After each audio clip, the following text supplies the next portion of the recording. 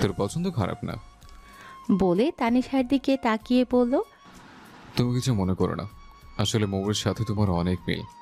এটা যারা সামনে থেকে না দেখবে তারা কখনো ধরতেই পারবে না যে তোমরা দুজন আলাদা মানুষ।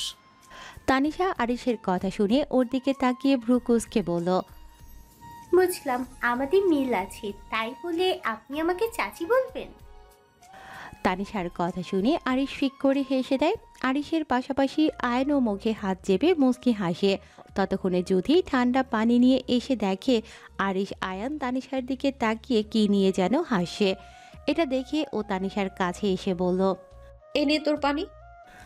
তানিশা পানি পেয়ে চেয়ারে বসে সম্পূর্ণটা শেষ করে দম ফেলে বলল, অনেক ধন্যবাদ তোকে বোন। আয়ান ভাই, তুমি আমার জানুর দিকে তাকিয়ে মুখ টিপে হাসছো কেন?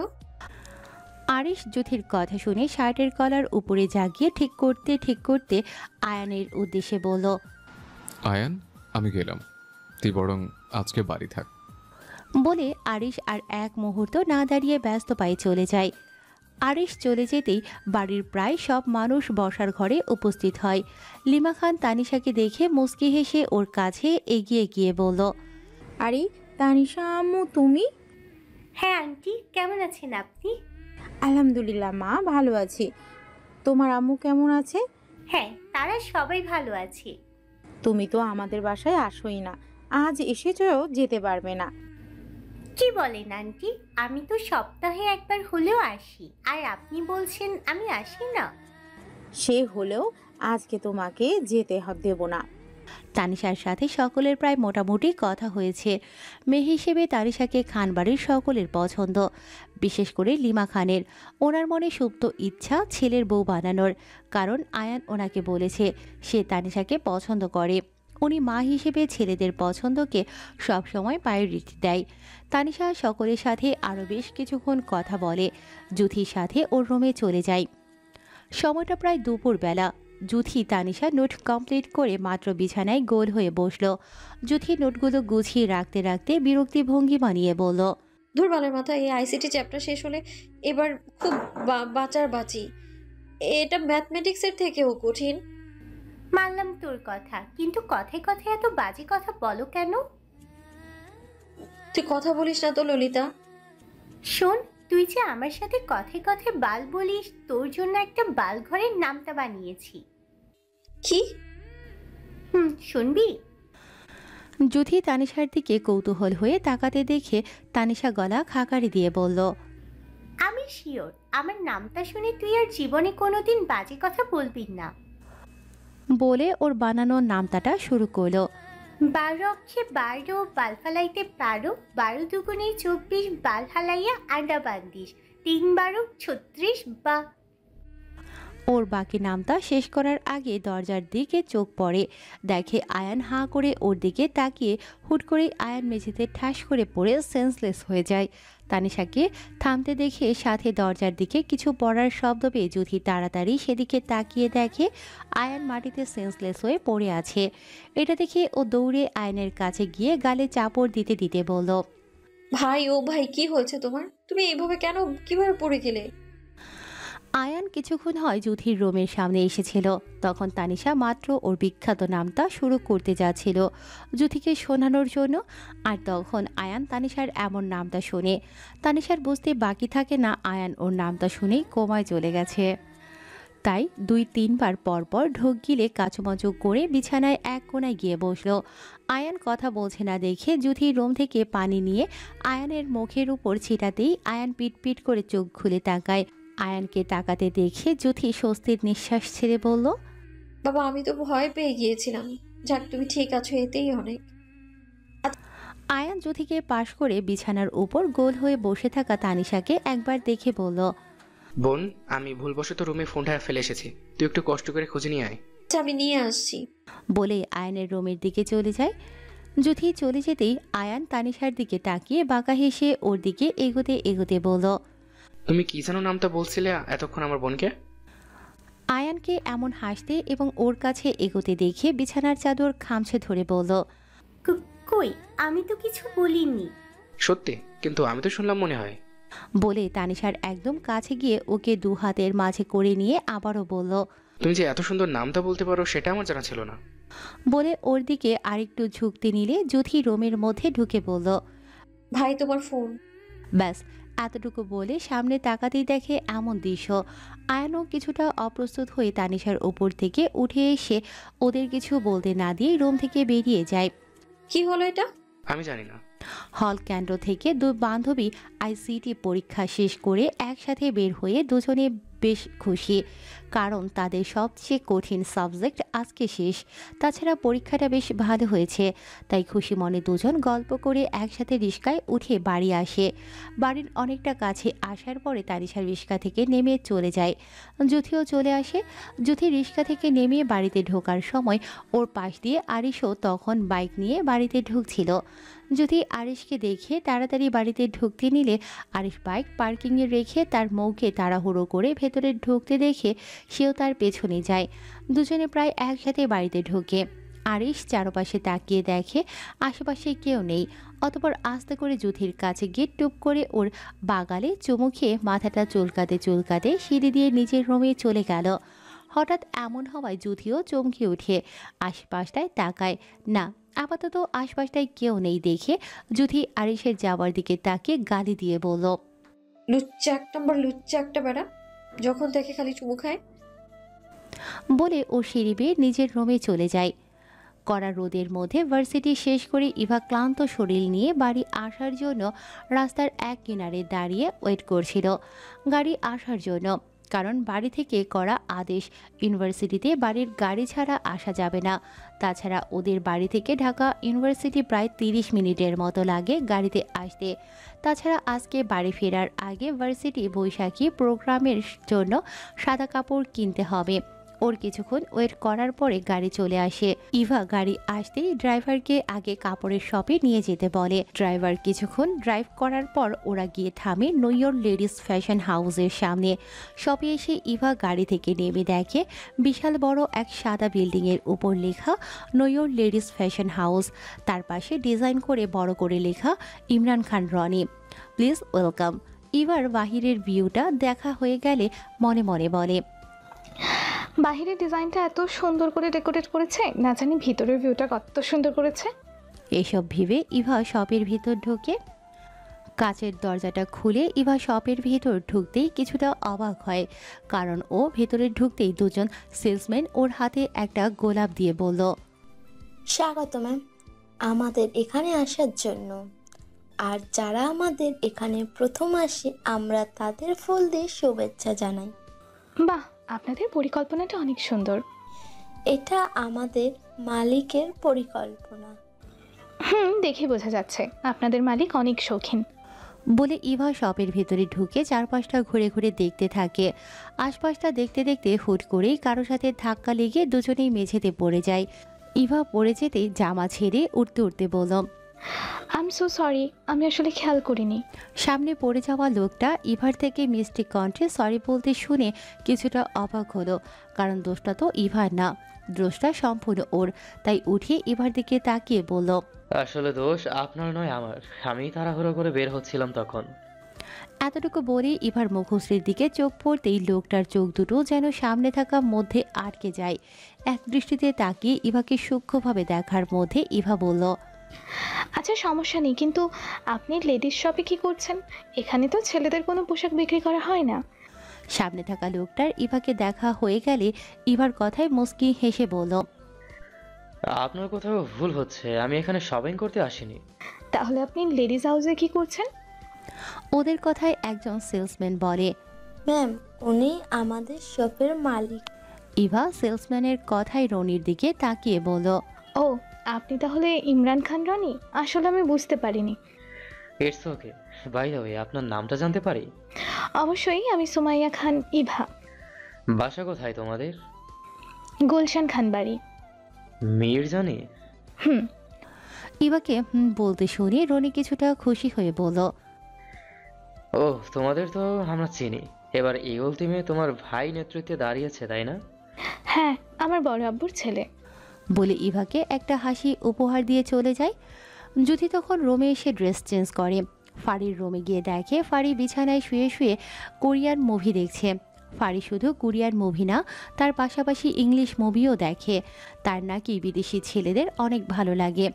সুযোগ পেলে নাকি সে বিদেশি একটা ছেলেকে বিয়ে করে নিত, এমনটা তার কথা। যুথি ফারির কাছে এসে ওর ফোনটা ছো মেরে ওর কাছ থেকে নিয়ে বলল, তোর মুভি দেখা হলে চল গিয়ে গোসল করি। মুই তো আন্নের লাইগা অপেক্ষা করতে আসছিলাম, কখন আন্নে আইবেন? যাইকা, আন্নের পরীক্ষাহান কেমন হয়েছে? আলহামদুলিল্লাহ। এই তুই ঠিক করে কথা বল। আমি ঠিক করেই কথা বলি। বাই দ্য ওয়ে, কিসটা কিন্তু সেই ছিল। ফারির কথা শুনে যুথি মুখটা কাচুমাচু করে বলল, মানে? আসলে আমি কোরিয়ান মুভিতে মাত্র দেখলাম। যুথি ফারির কথা শুনে হাঁপ ছেড়ে বলল, ও তাই বল। আর চল এখন। হুম। ওরা গোসলের জন্য রুম থেকে বেরোনোর সময় আরিশের চোখে পড়ে। আরিশ তার মৌকে গোসল করতে যেতে দেখে মুচকি হেসে তোয়ালে নিয়ে যুথির পিছু আসতে নিলে হঠাৎ করে যুথির চোখ পড়ে আরিশের দিকে। আরিশকেও তোয়ালে নিয়ে নিচে নামতে দেখে বুঝে যায় আরিশ গোসলের জন্য আসে, তাই যুথি ওখানে দাঁড়িয়ে পড়ে। ফারির হাত ধরে বলল, আমি বাইরে গোসল করবো না, আমার ওয়াশরুমে করবো। আমি কেন? ফারি কপাল কুঁচকে বলল, আমি আসলে। যুথির কথার মধ্যে রাদীপও সেখানে উপস্থিত হয়ে যুথির দিকে তাকিয়ে বলল, কোথায় যাচ্ছ তুমি? রাদীপের কথায় ফারি আগ বাড়িয়ে বলল, গোসল করতে যাচ্ছিলাম। ও, আমিও তাহলে সুইমিংয়েই গোসল করব। কিন্তু তুমি তো সুইমিং পুলে গোসল করো না। করি না তো কি হয়েছে, আজকে করব। যুথির দিকে তাকিয়ে বলল। রাদীপের কথায় আরিশ রাদীপের কাঁধে হাত রেখে গম্ভীর কণ্ঠে বলল, তুই কি সুইমিংয়ে গোসল কর, আর তুই ভাবলি কি করে মো তোর সাথে গোসল করবে? রাদীপ আরিশকে ওর কাঁধে হাত রাখতে দেখে বিরক্তি নিয়ে ওর কাঁধ থেকে হাতটা সরিয়ে বলল, সেটা না হয় যুথি বলুক। কেন, আমি বলেছি তাতে তুই শুনতে পাস নাই? যুথি, তুমি বাইরে গোসল করবে? যদি কিছু বলতে যাবে তার আগেই আরিশ হুঙ্কার দিয়ে বলল, বললাম না মো তোর সাথে গোসল করবে না। আরিশের হুঙ্কার দেখে যুথি ভয়ে পিছিয়ে যেতে নিলে রাদীপ যুথির কাছে গিয়ে বলল, তুমি ভয় পেও না, আমি আছি তো। যুথি রাদীপকে ওর কাছে এগোতে দেখে আরো দুপা পিছিয়ে যেতে নিলে আরিশ যুথির হাতটা থাবা মেরিয়ে ধরে বলল, তুই আমার সাথে চল, আমার সাথে গোসল করবি। বলে যুথির হাত ধরে হাঁটতে নিলে রাদীপ যুথির অন্য হাত টেনে ধরে আরিশের দিকে তাকিয়ে বলল, ওর হাতটা ছাড় আরিশ। আরিশ একবার রাদীপের ধরে রাখা হাতের দিকে তাকাচ্ছে তো একবার রাদীপের দিকে তাকাচ্ছে। আরিশ রাগকে কন্ট্রোল করতে না পেরে চেঁচিয়ে বলল, ছাগলের পুত, মুখের হাত ছাড়। মুখের ভাষা ঠিক করে তুই ওর হাত ছাড়। না ছাড়লে কি করবে তুই? আমার বালে দৌড়ে দিবি? যদিও তা পারবি না, শোনো রাখ, এই হাত আমি কোনোদিনও ছাড়বো না। আরিশকে চিৎকার করতে দেখে রাদীপ যুথির হাতটা আস্তে করে ছেড়ে দেয়, কারণ রাদীপ যতক্ষণে হাত না ছাড়বে আরিশ এভাবেই চিৎকার চেঁচামেচি করবে, আর তখন বাড়ির সবাই এক জায়গায় জড়ো হবে। আরিশকে নয় বরং যুথিকে ভুল বুঝবে, আর মামুনি সে তো একবারও ভাববে না যুথির গায়ে হাত তুলতে। তাই রাদীপ সব কিছু চিন্তা করেই হাতটা ছেড়ে দেয়। রাদীপ যুথির হাত ছেড়ে দিতেই আরিশ যুথিকে টান মেরে ওর কাছে এনে পাজাকুলি তুলে দপদপ পা ফেলে ওর রবির দিকে হেঁটে সোজা ওয়াশরুমে ঢুকে যুথিকে বাথটবের উপর ঠাস করে ফিক্কা মেরে ওয়াশরুম থেকে বের হয়ে রুমের দরজাটার দিয়ে আবারও ওয়াশরুমে ঢুকে যুথিকে এক টান দিয়ে বাথটব থেকে উঠিয়ে দাঁড় করিয়ে ঝর্ণাটা ছেড়ে দিয়ে দুজন একসাথে ভিজে চুপচুপ হচ্ছিল। কারো মুখে কোনো কথা নেই, শুধু শোনা যাচ্ছিল দুটো মানুষের ঘন ঘন নিঃশ্বাস। যুথিকে চুপচাপ থাকতে দেখে আরিশ বন্ধ চোখ জোড়া খুলে যুথির আদলের দিকে তাকিয়ে দেখে যুথির বন্ধ চোখ জোড়া অনবরত কাঁপছে, পাশাপাশি গোলাপি ঠোঁট দুটোও কাঁপছে। আরিশ যুথির দিকে তাকিয়ে নিজের চৈতন্য হারায়। আস্তে আস্তে করে যুথির ঠোঁট দুটো পরম যত্নে ওর সাথে আবদ্ধ করে চষতে থাকে। আরিশ যুথির ঠোঁটে চুমু খেতেই যুথির সাথে সাথে চোখ দুটো বড় বড় করে তাকায়। অতপর আরিশের থেকে ছাড়া পেতে আরিশের বুকের ওপর থাপড়া থাপড়ি শুরু করে দিল। আরিশের কাজে বিপত্তি বাঁচাতে আরিশ যুথির ঠোঁট ছেড়ে যুথির দিকে তাকিয়ে কিছু বলবে, তখন ওর চোখ পড়ে যুথির স্বর্ণ কালার চেন পরা ঝকঝক করা গলা ও ঘাড়ের দিকে। আবারও আরিশের কন্ট্রোল হারায়, ঝুঁকে যুথির ঘাড়ের দিকে চুমু খেতে গেলে যুথি আরিশকে নিজের থেকে ঠেলে সরিয়ে বলল, আপনাকে আমি সহ্য করতে পারি না। আপনার এমন কাজে আমি নিজেকে ঠিক রাখতে পারি না। প্লিজ সরুন আপনি আমার কাছ থেকে। আরিশ জুথির কথায় পাত্তা না দিয়ে জুথিকে টেনে ওর কাছে এনে ঘাড়ে মুখ ডুবাতে ডুবাতে নেশাত্মক কণ্ঠে বলল, যদি আর একবার নড়াচড়া করিস তো আমি তোকে রেপ করব। এখন অ্যাজ ইউ উইশ।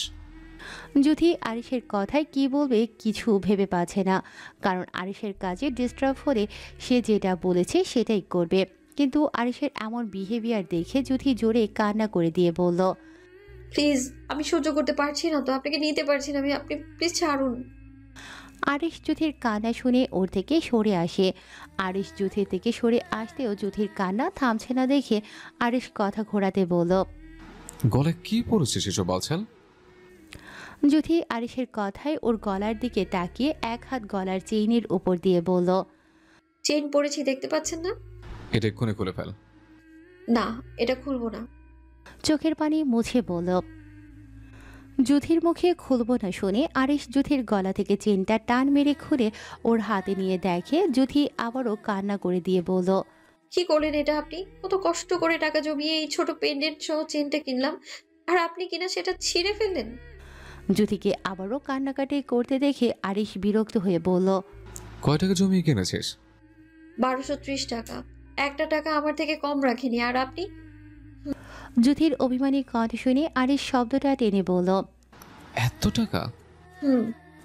আরিশ জুথির কথা শুনে হাসবে না কিছু বলবে কিছুই ভেবে পাচ্ছে না, শুধু ওর দিকে তাকিয়ে আছে। আরিশকে ওর দিকে তাকিয়ে থাকতে দেখে জুথি বলল, আমার ছোট পেন্ডেন্ট সহ চেন পরতে অনেক ভালো লাগে। আমার চেনটা দিন, আমি জোড়া লাগিয়ে পরবো। অনেকক্ষণ হয়ে গেছে, ভিজে আছিস, ঠান্ডা লাগবে, চেঞ্জ করে নে। আপনি কি বোকা? মানে? আপনি তো কিডন্যাপারদের মতো আমাকে কোলে নিয়ে এসেছেন।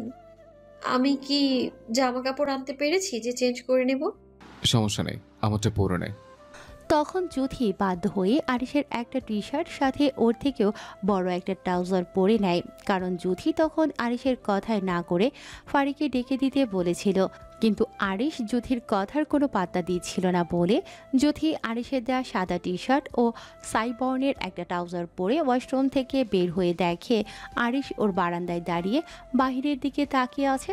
আরিশকে বারান্দায় দেখে জুথি এক দৌড়ে রুমের দরজা খুলে গো। জুথি চলে যেতেই আরিশ রুমের দিকে ঘুরে দরজার দিকে তাকিয়ে বলল, কত পালাবে মোচাক? সে ঘুরে ফিরে আমার ঘরে আসতে হবে। জুথি আরিশের রুম থেকে এসে ওর পরার জামা বের করে, ট্রাউজারটা খুলে কালো প্যান্ট কাট একটা সালোয়ার পরে নেয়। যখন জামা পরতে নেবে তখন ওর চোখ পড়ে ওর গায়ে পড়া আরিশের টি শার্টের দিকে। জুথির টি শার্টটা গলার কাছ থেকে একটু উঁচু করে ঘ্রাণটা নিয়ে চোখ দুটো বন্ধ করে, খুলতেই চোখ জোড়া পানিতে ভরে যায়। আজ কত বছর পর নির্ভয়ে প্রিয় মানুষটার গন্ধ নিল। চোখের পানিটা মুছে পরপর প্রিয় ঘ্রাণটা কয়েকবার শুকে নিল। হঠাৎ রুমের দরজা বন্ধ হওয়ার শব্দ পেয়ে দরজার দিকে তাকিয়ে দেখে রোদ রাগী চোখ নিয়ে ওর দিকে তেড়ে আসে। এটা দেখে চোখের পানি ভালো করে মুছে জুথি কণ্ঠ খাদে নামিয়ে বলল, রোদাপু তো। ওর বাকি কথা শেষ করার আগেই রোদ জুথির গালে ঠাটিয়ে থাপ্পড় দিল। ঠাস। আপু, তো লজ্জা করে না? নিষেধ করার পরও আরিশের রুমে গিয়েছিস? বেহায়া একটা মেয়ে। পরপর দুটো থাপ্পড় খেয়ে আপনা আপনি জুথির চোখ দুটো পানিতে টইটুম্বুর হয়ে যায়। জুথির মুখ থেকে ফোপানোর শব্দ শুনে রোদ জুথির থুতনিটা ওর দিক করে বলল, তোর নাটক দেখতে আসিনি আমি। কি কি করেছিস আরিশের সাথে সত্যি করে বল। জুথি ফুপিয়ে কাঁদতে কাঁদতে রোদের কথার তাৎপর্য না বুঝে বলল, মানে? ওলে আসছে আমার ন্যাকা। সুন্দর চেহারা দেখিয়ে উঠতি বয়সের ফুর্তি মেটাতে গিয়েছিলি তাই না? রোদের এমন জঘন্য কথা শুনে জুথি অনুনয়ের কণ্ঠে বলল, আপু তুমি ভুল বুঝছো। কোনটা ভুল কোনটা সঠিক আমি সেটা বুঝি না। একটা ছেলের রুমে গিয়ে তারই পোশাক পরে বের হয়েছিস, নিশ্চয়ই তোদের মধ্যে অনেক কিছু হয়েছে। ছি আপু, তুমি এসব কি বলছো? আমার মেজাজ এমনিই গরম, সত্যি কথা বল। দেখো আপু, তুমি যেসব ভাবছো সম্পূর্ণ ভুল। ওর সম্পূর্ণ কথা শেষ করার আগে দরজায় করাঘাত করার শব্দ পেয়ে দুজনেই সেদিকে তাকায়। রোদ দরজার দিকে থেকে চোখ সরিয়ে জুথির দিকে তাকিয়ে বলল, আমি যে তোকে চর মেরেছি এটা তুই কাউকে বলবি না, আর যদি বলিস। আমি না আপু, আমি কাউকেই বলবো না। আমি দরজা খুলছি, বলে রোদ দরজার কাছে গিয়ে দরজা খুলে দেখে ফারি ভ্রু কুঁচকে দাঁড়িয়ে আছে। ফারি রোদকে দেখে বলল, তুমি এই রুমে কি করছো? সেটা কি তোকে বলতে হবে? না, তুমি তো কোনো কারণ ছাড়া এই রুমে আসো না, তাই জিজ্ঞাসা করলাম। আমি যাচ্ছি বলে একবার জুথির দিকে তাকিয়ে রুম থেকে বেরিয়ে যায়। রোদ চলে যেতেই ফারি জুথির কাছে এসে ওর দিকে তাকাতেই ফারির চোখে পড়ে জুথির গালে থাপ্পড়ের দাগ। থাপ্পড়ের দাগ দেখে ফারি ভ্রু কুঁচকে বলল, তোর গালে দাগ কিসের? নিশ্চয়ই রোদ আপু মেরেছে, তাই না? আরে না, তুমি মারতে যাবে কেন? তাহলে আরিশ ভাইয়া মেরেছে? না না, উনি মারেনি। তো আমাকে মিথ্যা বলছিস কেন? রোদ আপু যে মেরেছে সেটা আমি ভালো করেই বুঝতে পারছি। আসলে দাঁড়া, আমি আরিশ ভাইয়ের কাছে বিচার দিব। আরে এই না না, প্লিজ দেখ, এমনটা করিস না। তো আমি ওনার রুমে গিয়েছিলাম, এটা ভেবে আপু মেরেছে। তোর ভাইয়ার রুমে যাওয়ার সম্পূর্ণ রাইট আছে। তাহলে কোনো রাইট নেই আমার ফারি। আছে মৌ। বললাম তো নেই। মৌ, তুই ভাইয়ার দেখ ফারি, আমি এসব কোনো কথা শুনতে চাই না, তুই আমার রুম থেকে যা। তুই না শুনলেও এটা সত্যি। কোনো সত্যি নেই। আমার কাছে মিথ্যা বলবি না। তুই যে এখনো ভাইয়ার কথা মনে করে বালিশ ভিজাও, সেটা কি আমি জানি না? তুই যাবি? কেন আমি যাব? তুই তোর অনুভূতি লুকাচ্ছিস। তুই ভাইকে ভালো। দেখ ফারি, আমার এসব কথা শুনতে ভালো লাগছে না। দেখ, তুই মানিস আর না মানিস, আজ তোকে স্বীকার করতেই হবে। তোর মনে আছে 1.5 বছর আগের কথা, যখন তুই ক্লাস 8-এ পড়তি? তখন এক বিকালে গার্ডেনে বসে আমরা সবাই চিরকুট খেলছিলাম। জুথির ফারির কথায় মনে পড়ে সে 1.5 বছর ফেলে আসা আগের ঘটনা। সময়টা প্রায় পড়ন্ত বিকাল, মানে দিনের সেই সময়টা যখন বিকেল প্রায় শেষ হয়ে আসে। সূর্য পশ্চিম দিকে হেলে পড়ে, আলো একটু নরম হয়ে নিভে নিভে আসে, আর চারপাশে এক ধরনের শান্ত আবছা স্নিগ্ধ পরিবেশ তৈরি হয়। ঠিক সেই সময়টা খানবাড়ির ছেলেমেয়েদের আড্ডা গল্প গান করার সময় হয়। কখনো কখনো আয়ানও থাকে, যদি ওর কোনো জরুরি কাজ না থাকে। আজ আয়ানের কাজ থাকায় সে এই সময়টা তার বোনদের দিতে পারেনি। যদিও আয়ান না থাকলেও তাদের আড্ডা মিস হবে না, আর আজকে তারা চিরকুট খেলবে এটাই সিদ্ধান্ত। সেই অনুযায়ী রোদ, ইভা, ফারি, জুথি, মনি সব কিছুই ঠিকঠাক করে আসর জমালো সবাই মিলে। আর নিয়মটা কাচের বাটিতে অনেকগুলো কাগজ, তাতে অনেক কিছু লেখা থাকবে, আর যার যেটা ইচ্ছা সেই কাগজটা উঠিয়ে সেখানে যেটা লেখা থাকবে সেটা করবে। প্রথমেই ইভা একটা চিট নাড়াচাড়া করে উঠিয়ে খুলে দেখলো তাতে লেখা, মা বাবাকে কতটা ভালোবাসো সেটা মিন করে ছোট করে কবিতা বলো। মা বাবাকে কতটা ভালোবাসো সেটা মিন করে ছোট করে কবিতা বলো। ইভার চিরকুট দেখা হয়ে গেলে সবার দিকে তাকিয়ে বলল, নিঃশ্বাসে ভরে আছে মা বাবার নাম, তাদের ছায়াতেই আমার সব শান্তি। বাবার হাত ধরেই হাঁটতে শিখেছি, মায়ের চোখে চেয়ে স্বপ্ন লিখেছি। আজ দূরে এসে বুঝি খুব ক্লান্ত আমি, ভালোবাসার খামে নেই আগের সেই অভিমান। ভুলে যাই মাঝে মাঝে, তবু মন কাঁদে। একবার তুমি যদি ফিরে আসতে বাবা। ইভা এতটুকু বলে থেমে বলল, আমার আর মনে আসছে না, এর থেকে বেশি এগুলে আব্বুর কথা খুব মনে পড়ে যাবে, আর তখন সবগুলো আবেগী হয়ে কেঁদে দিব। এখন রোদকে বল চিরকুট ধরতে। রোদ চিরকুট ধরে দেখে তাতে লেখা, আমাদের সবার জন্য আজ সন্ধ্যায় নাস্তা বানাতে হবে। আমাদের সবার জন্য আজ সন্ধ্যার নাস্তা বানাতে হবে। এটা দেখে রোদ হাত পা ছড়িয়ে ছিটিয়ে বলল, হে মাবুদ, আমার কপালে কেন এত ঝড় ঝামেলা জুটলো? রোদের কথা শুনে সবাই হু হু করে হেসে দিল। ফারি তো বলেই ফেললো, তোর এটা পাওয়া উচিত। ফারি রোদকে বলে জুথির দিকে বাটিটা ধরে চিরকুট উঠাতে বললে জুথির উপর থেকে একটা চিরকুট হাতে নিতে তাতে লেখা, জুথি উপর থেকে একটা চিরকুট হাতে নে আর বল কি আছে তাতে লেখা। তোমার প্রিয় মানুষকে ডেডিকেট করে একটা গান শোনাও আমাদের। তোমার প্রিয় মানুষকে ডেডিকেট করে একটা গান শোনাও আমাদের। জুথিও চিরকুটে প্রিয় মানুষ বলতে প্রথমেই ওর চোখে ভেসে ওঠে আরিশের মুখটা, সাথে সাথেই ওর মনটা বিষিয়ে যায়। বেরিয়ে আসে ভেতর থেকে এক দীর্ঘ নিঃশ্বাস। কিন্তু সবাই তো নাছোড়বান্ধা, চিরকুট যেহেতু ধরেছে এখন খেলতেও হবে, তাই চোখটা বুঝে আরিশের কথা মনে করে গাইতে শুরু করলো।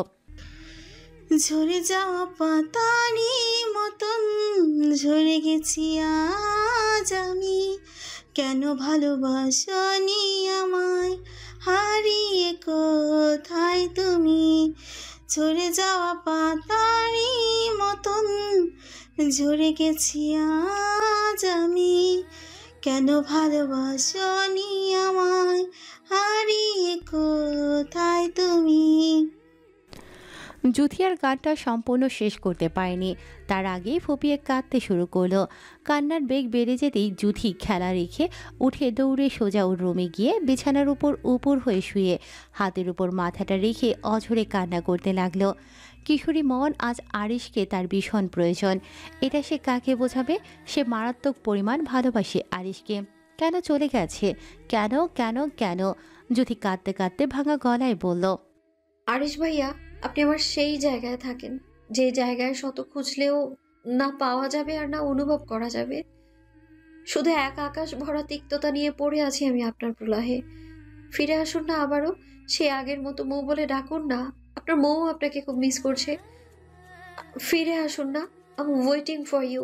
Yes, waiting. Please come back ভাইয়া, প্লিজ কাম। তখন জুথি ওখান থেকে চলে আসতে সবাই খেলা রেখে উঠে আসে। রোদ ওখান থেকে এসে ওর রুমে যায়।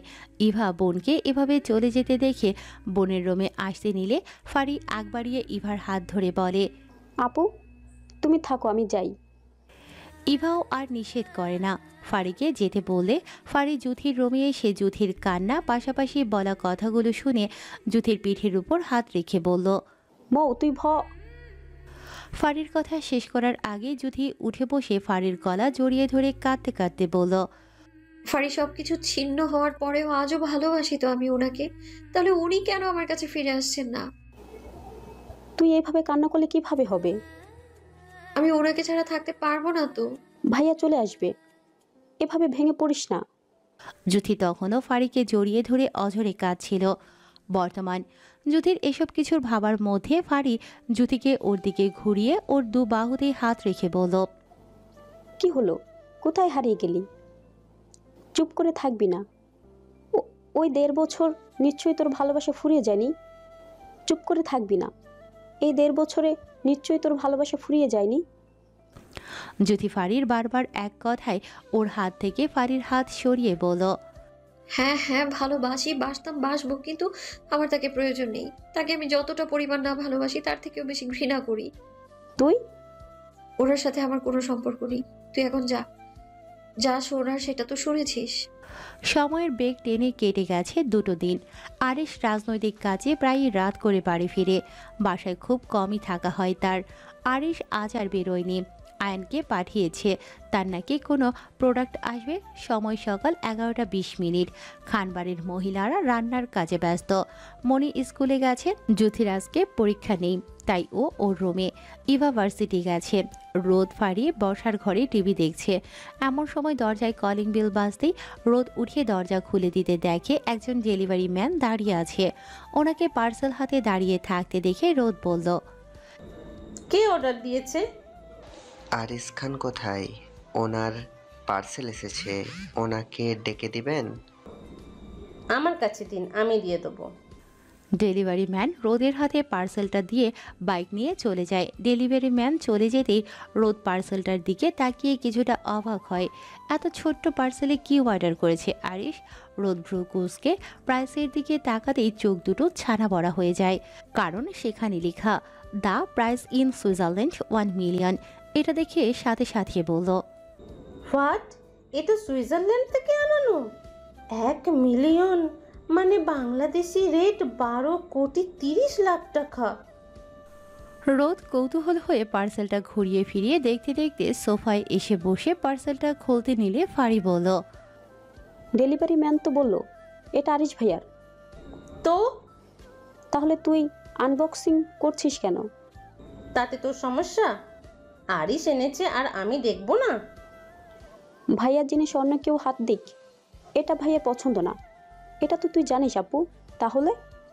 রোদ ফারির কথায় তেমন পাত্তা না দিয়ে পার্সেলটা আনবক্সিং করে দেখে। একটা মাঝারি লম্বা সাইজের চ্যাপ্টা বক্স, যেটা চকচকে কালো কাঠের তৈরি। ম্যাট ফিনিশে খুব যত্নে তৈরি করা। রোদ বক্সটা দেখে আরও অবাক হয়, এত নিখুঁত, এত সূক্ষ্ম, এত কম্বিনেশন। রোদের চোখ জোড়া বক্সের উপরেই আটকে যায়, এত নিখুঁতভাবে তৈরি করা দেখে। বক্সের উপর পিঠটায় খুব যত্ন করে খোদাই করে সুইজারল্যান্ডের লোগো দেয়া। রোদের বক্স এপিঠ ওপিঠ সম্পূর্ণ দেখা হয়ে গেলে বক্সে কী আছে দেখার জন্য বক্স খুলতে নিলে দেখে সেখানে একটা পাসওয়ার্ড। রোদের পাসওয়ার্ড দেখে বক্সটা খুলতে তেমন সমস্যা হয় না, কারণ পাশে পাসওয়ার্ড কোড দেয়া ছিল। রোদ বক্সটা খুলে যেন চোখ কোঠায় ওঠার উপক্রম, সাথে এত সুমিষ্ট ঘ্রাণ বের হতে দেখে চোখটা বন্ধ করে নেয়।